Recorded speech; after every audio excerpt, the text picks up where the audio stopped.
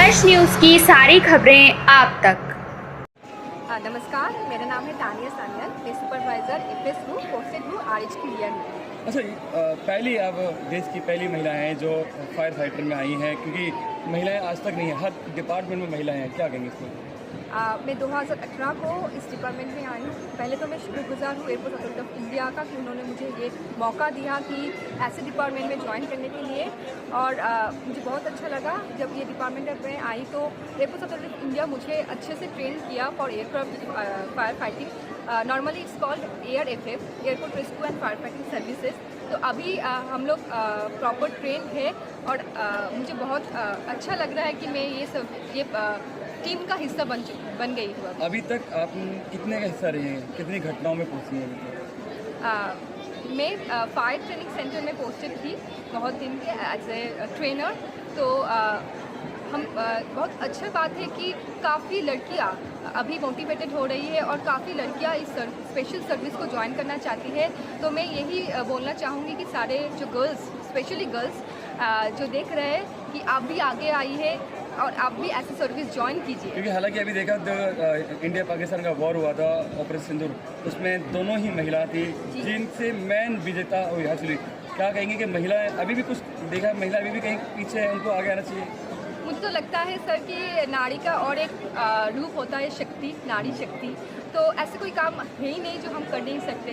सिर्फ आगे आने का इच्छा होना चाहिए अपने आप में, और वो जिद होना चाहिए कि नहीं हम भी ये कर सकते हैं, हम करके दिखाएंगे। तो अगर सब लोग ऐसे ही आ जाएंगे, स्पेशली गर्ल्स जो देख रहे हैं, जो बच्चे देख रहे हैं, वो भी अगर आगे आए और इस टाइप का प्रोफेशन ज्वाइन करें तो मुझे लगता है कि बहुत जल्दी ऐसे हो जाएगी कि सारे ऐसे डिपार्टमेंट्स में काफ़ी लड़कियां होंगे। एएफएस के अंदर अभी कितनी महिलाएं आई हैं आपके साथ? अभी मेरे साथ और भी 6 महिला ज्वाइन कर चुकी है। मैं 2018 में ज्वाइन की हूँ as a first female aviation fire fighter. तो मेरे बाद और भी 6 गर्ल्स हैं जो ये सर्विस को ज्वाइन कर चुकी है। Myself Neeraja, I am from southern region, currently joined in Chennai Airport. So now I am working in Chennai Airport Fire Service. कैसा लग रहा? How feeling AFS in service?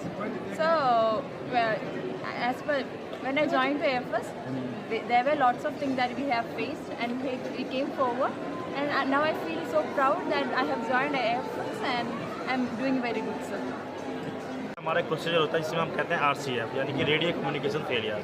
तो उसमें एक तो आपका होता है इंटरमिटेंट, यानी कि आवाज़ आ रही है, जा रही है, बीच बीच में रुक रुक के आवाज़ आ रही है, नंबर 1। नंबर 2 का होता है फुली RCF, यानी कि पूरी तरह से वो RCF हो गया है। तो इसके लिए हमारे प्रोसीजर्स हम लोग के बनाए गए हैं, ट्रेनिंग दी जाती है कि इस केस में हम क्या करें। तो अगर एयरक्राफ्ट हमारा VMC की तरफ फ्लाई कर रहा है, यानी कि विजुअल मेट्रोलॉजिकल कंडीशंस, यानी कि जो वेदर की इन्फॉर्मेशन है उसके अकॉर्डिंग कर रहा है और विजुअली कर रहा है, देख के कर रहा है, यानी कि लो हाइट पे कर रहा है, उसको टेरेन दिखाई दे रही है।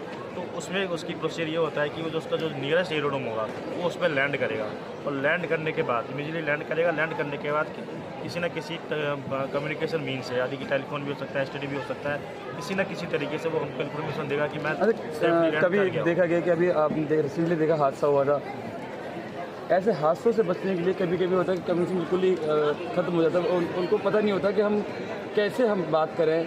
तो इन चीज़ से बचने के लिए जो क्या क्या लगाया उसमें? हादसा जैसे मतलब मैं थोड़ा सा एक्सप्लेन कीजिए कि हादसा किस तरह का हादसा, क्रैश हो गया है? हाँ, जैसे क्रैश हुआ जी, क्रैश हुआ तो उनका सीधा संपर्क टूट गया।